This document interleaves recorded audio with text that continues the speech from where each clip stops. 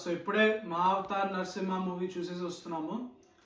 So క్విక్గా నేను review ఇస్తా and then we will actually go into ఈ మూవీలో ఉన్న స్పిరిచువాలిటీ అండ్ ఫిలాసఫీ లోకి my dad will explain more.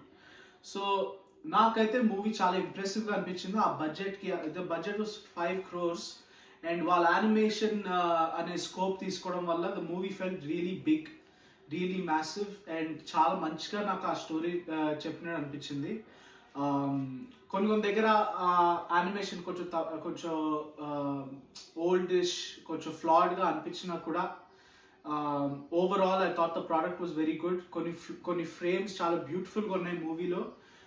Story చాలా మంచిగా చెప్పారు. నేను హిందీ వర్షన్ చూశాను, so I can only speak on the Hindi dialogues, but all of them were very well done.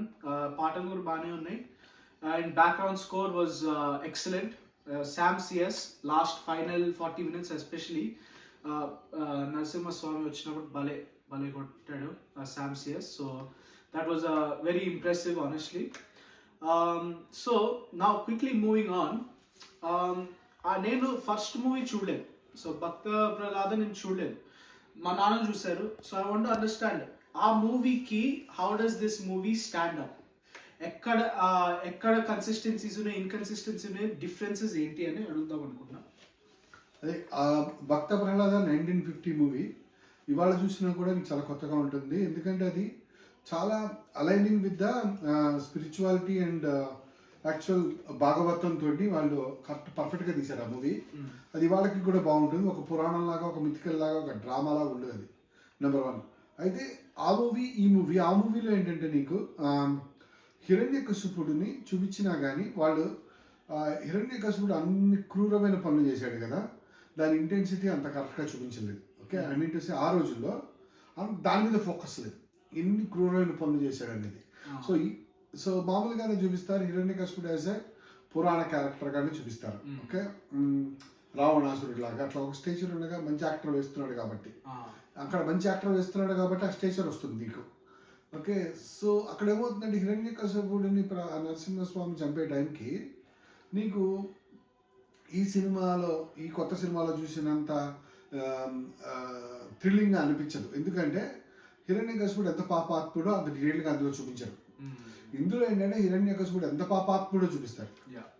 ఎంత పాపాత్ముడో, ఎంత రియాలిటీలో వాడు ఎన్ని పాపాలు చేశాడో వాడి చావు నీకు జస్టిఫై అవుతుంది. సో ప్రహ్లాదుడు అంటే బిడ్డ ముందర నరసింహస్వామి తండ్రి అయిన హిరణ్యకశిపుడిని చంపుతాడు. ఆలోచించండి ఇన్ లిటరల్ సెన్స్ ఎందుకు చంపాల్సి వచ్చింది. ప్రహ్లాదుడిని ఎప్పటికప్పుడు ఇతను ధర్మం కోసం, భక్తి కోసం, నిజం కోసం, ఎందుకంటే విష్ణు అనేది నిజం. ప్రహ్లాదుడు తెలివైనవాడు కాబట్టి విష్ణువు కోసం నిలబడ్డాడు. విష్ణువు కోసం నిలబడ్డ వాడిని అర్థం చేసుకోకుండా హిరణ్యకశిపుడు పదే బాధిస్తాడు, చంపాలని ప్రయత్నిస్తాడు. ఎన్నిసార్లు చంపాలని ప్రయత్నించినా కూడా విష్ణువు కాపాడుతూ ఉంటాడు. ఒక్కసారి వెంటనే తెలివైన వాడు అయితే హిరణ్యకశిపుడికి అర్థం కావాలి. అర్థం చేసుకోకుండా పదే అదే ప్రయత్నం చేస్తాడు మూర్ఖుడిలాగా. 4 సార్లు, 5 సార్లు, 6 సార్లు చంపాలనుకుంటాడు. విష్ణువు వచ్చి కాపాడుతాడు. ఓకే, ఇన్ని కాపాడుతున్నా కూడా అదే మూర్ఖ పద్ధతిలో ఉన్నాడు. ఇప్పుడు ప్రహ్లాదుడి స్టోరీకి విష్ణుమూర్తి తన భక్తుడికి ఎలాంటి సమస్యకి ఎలాంటి పరిష్కారం చూపించాలి. ఇప్పుడు ఏం చేయాలి, ఆయన కాపాడితే వీడికి అర్థం కావట్లేదు మూర్ఖుడికి. ఇప్పుడు ఏం చేయాలి? సో ఈ మూర్ఖుడిని చంపితే కానీ ప్రహ్లాదుడు కష్టాలకి అంతం లేదు. సో అందుకనే నీకు హిరణ్యకశిపుడు ఎంత పాపాత్ముడో చూపించి ముందర అతను విష్ణు భక్తుల్ని పీడిస్తాడు, మందిని చంపేస్తాడు, క్రూరంగా చంపేస్తుంటాడు. తల్లి ముందర బిడ్డని, బిడ్డ ముందర తల్లిని చంపుతాడు. విష్ణు భక్తులైన పాపానికి అదొక యజ్ఞంలాగా చేస్తూ ఉంటాడు. అటువంటి వ్యక్తి అనిసరికి ఒక సొంత కొడుకు కూడా విష్ణు భక్తుడు అవ్వటంతో, ఎందుకంటే వాడికి కామన్ సెన్స్ ఉంది కాబట్టి, వాడు విష్ణువే అన్నిటికీ ఆధారం అని తెలుసు కాబట్టి వాడు పూజిస్తున్నాడు. అంత మంచి కొడుకుని వాడు అర్థం చేసుకోకుండా వాడిని కూడా చంపడానికి సిద్ధపడిన క్రూరుణ్ణి చివరికి వేరే గతి లేకనే నరసింహస్వామి చంపాడు. సో ఈ రీజనింగ్ నీకు భక్త ప్రహ్లాదలో ఇంత కరెక్ట్గా రాకపోవచ్చు, కానీ దాని ఆఫరింగ్ వేరే, ఆ ఫిలాసఫీ వేరే, ఆ అది భాగవతంలో ఉన్న చాలా చాలా డెప్త్ని స్పిరిచువాలిటీని అది టచ్ చేస్తుంది. మూవీలో కొన్ని పాయింట్స్ నాకు యాక్చువల్గా పెద్దగా అర్థం చేసుకోలేదు, సరిగా నాకు కాంటెక్స్ట్ అర్థం కాలేదు. సో కొన్ని పాయింట్స్ గురించి ఆయన అడుగుతాను. ఫస్ట్ ఇంట్రడక్షన్ సీన్లోనే ఇన్ఆస్పిషియస్ టైంకి ఒక కపుల్ ఇంటిమేట్ అయిన తర్వాత they are warned that they will end up giving birth to 2 demons, and those are the the antagonists of the story. So దీని వెనకాల ఉన్న రిలీజియస్ కాంటెక్స్ట్ ఏంటో could you explain what exactly is that inauspicious time? Okay, ఈ సంధ్యా సమయంలో అంటే మధ్యాహ్నం నుంచి సాయంత్రం నుంచి రాత్రి అయ్యే టైంలో, ఓకే, ఆ సంధ్యా సమయంలో, ఓకే, ఈ ప్రకృతి శక్తులు మార్పు చెందే టైం. ఇది ప్రకృతి శక్తులు మార్పు చెందే టైం. ఆ సమయంలో మన చుట్టూ సూక్ష్మ శక్తులు చాలా ఎఫెక్టివ్గా ఉంటాయి. ఓకే, సో ఆ టైంలో మనం అంతేకాకుండా ఈ శివుడు తన గణాధిపతులతోటి ఒక ఒక ఒక చోటు నుంచి ఇంకోటి ఆయన కాలస్వరూపుడు కాబట్టి ఒక చోటు నుంచి ఇంకో చోటుకి తిరిగే సమయం. ఆ టైంలో నువ్వు గనక నీ ద్వారాలు తెరిచిపెట్టి ఇంట్లో ఒక దీపం పెట్టుకొని, ఓకే, నువ్వు ఆ శివనామ జపమో ఇంకో జపమో చేస్తే ఎంత పాజిటివ్ ఎనర్జీ వస్తుందో, నీకు ఎంత మంచి జరుగుతుందో, అదే టైంకి ఇట్లాంటి పనులు చేయడం వల్ల అర్థం జరుగుతుంది. సో దైవిక శక్తులు ఆహ్వానించడానికి అదే సమయం, దుష్ట శక్తులు ఆహ్వానించడానికి అదే సమయం. సో నువ్వు మంచి పనులు చేస్తే ఆ టైంకి ఇంట్లో దీపం పెట్టుకుని సంధ్యా సమయంలో, అందుకనే మన వాళ్ళు ప్రదోషకాలం పూజ చేస్తారు. సంధ్యా సమయంలో ఆ సంధ్యావందనం చేయటం కానీ, దీపం పెట్టుకొని జపం చేయటం కానీ, అలాంటి పనులు చేస్తే నీకు ఎంత పాజిటివ్ జరుగుతుందో, అదే టైంకి చేయకూడని పనులు, ఏ టైంలో ఏ పని చేయాలో ఆ పని చేయాలి. చేయకూడని పనులు చేస్తే అటువంటి అనర్థాలకు కూడా, నెగిటివ్ ఎనర్జీ కూడా నువ్వు ఆహ్వానిస్తావు. సో ఆ టైంలో ఆవిడ నెగిటివ్ ఎనర్జీని ఆహ్వానించింది. కడుపులో పిండం పడే టైంలో ఆ పిండాన్ని దుష్టశక్తులు ఆవహించి.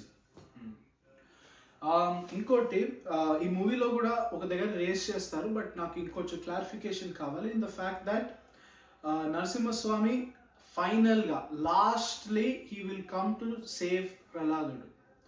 వై ఓన్లీ ప్రహ్లాదుడు? The movie shows that a lot of Vishnu worshippers చాలా మందిని టార్చర్ చేసి doomed for life అన్నట్టు చూపిస్తారు. Why does he only come at the end? అదే ఇప్పుడు భూమి మీద మనం మనిషిగా పుట్టిన తర్వాత మనం ఒక కర్మ అనుభవించడానికి పుట్టాం. ఓకే, సో ఆ కర్మ అనుభవించినప్పుడు ఆ కర్మ నీకు అనుభవించక తప్పదు. ఓకే, సో ఆ కర్మ అనుభవించకుండా భగవంతుడు దిగి రావాలంటే, ఓకే, నీ క్రతువులే, నీకు చేసే పనులే నీకు రక్ష. ఓకే, సో విష్ణు అంతటి ఒక మహాశక్తిని, ఓకే, ఎందుకంటే సిస్టమ్ అక్కడ క్రియేట్ చేయబడింది.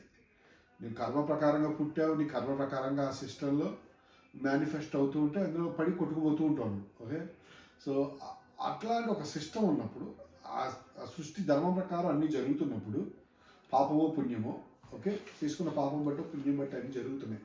కానీ విష్ణువు పరిగెట్టుకొని రావాలి అంటే ఆ స్థాయిలో ఒక శక్తి కూడా ఉండాలి. ప్రహ్లాదుడు కారణజన్ముడు, ప్లస్ అతనికి ఆ తపన ఉంది, ఆ తాపత్రయం ఉంది. ఆ స్థాయిలో విష్ణువుని ఆహ్వానించగలిగే శక్తి ప్రహ్లాదుడికి మటుకే ఉంది. పిండి కొట్టి రొట్టె అంటారు చూసారా, అట్లాగా మిగతా భక్తులు కూడా కష్టాలు పడవచ్చు. వాళ్ళు ఆ టైం వాళ్ళకి ఎంతకాలం కర్మ రాసి పెట్టిందో అంతకాలం కష్టపడి వాళ్ళు మళ్ళీ సుఖం పొందొచ్చు, లేదా ఈ జన్మ అయిపోయిన తర్వాత వాళ్ళు మోక్షం పొందొచ్చు. అది కాకుండా అప్పటికప్పుడు విష్ణువు దిగి వచ్చేంత శక్తి వాళ్ళకి అప్పటికి లేదు. అది ప్రహ్లాదుడికి మటుకే ఉంది, అంత శక్తి ఆయనకే ఉంది. అది ఆయన ఒక్కడే భరించగలడు. నువ్వు ఊహించు, మనం ఎందుకు పూజలు చేసినా, ఎన్ని వ్రతాలు చేసినా విష్ణువు మనమందరం కనిపించాడు, మనం ఎట్లా తీసుకోగలం? మనకు ఆ శక్తి ఉందా? ఆ శక్తి ప్రహ్లాదుడికే ఉంది. అందుకనే ప్రహ్లాదుడి ద్వారా అందరూ రక్షించబడ్డారు. కంటిన్యూ చేస్తున్నావా? Okay, so we will cut it there. So far నాకు ఆయన చెప్పింది చాలా థాట్ ప్రొవోకింగ్గా అనిపించింది.